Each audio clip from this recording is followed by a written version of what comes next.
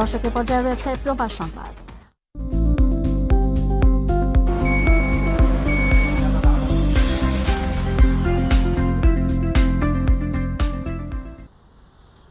ব্যাপক উৎসাহ উদ্দীপনার মধ্য দিয়ে মালয়েশিয়ার কুয়ালালামপুরে যুবদলের কর্মী সভা অনুষ্ঠিত হয়েছে।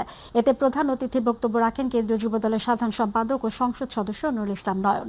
সভায় সভাপতিত্ব করেন মালয়েশিয়া যুবদলের সভাপতি মোহাম্মদ জসিমউদ্দিন ও সঞ্চালনা করেন মোহাম্মদ রমজান আলী। শুভেচ্ছা বক্তব্য দেন BM রাসেল রানা। বিশেষ অতিথি ছিলেন মাহবুব আলম শাহ।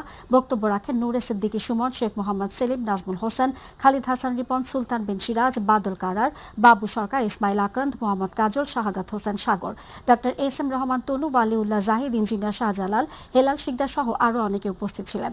এ সময় উপস্থিত ছিলেন যুবদল জোহর প্রদেশ, পেনাং প্রদেশ, কেলাং শাখা, KL সেন্ট্রাল চৌকিট শাখা, হেল্প সেল সহ বিভিন্ন শাখা কমিটির নেতৃবৃন্দ সহ অন্যান্য প্রবাসীরা।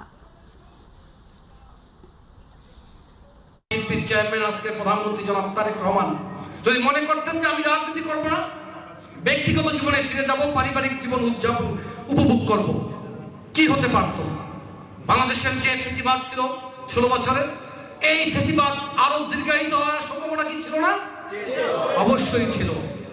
ফেসিবাদের সামনে বাধা হয়ে দাঁড়িয়েছিল শুধু বিএনপি এবং আমাদের নেত্রী বেগম খালেদা জিয়া এবং আমাদের নেতা জনাব তারেক রহমান।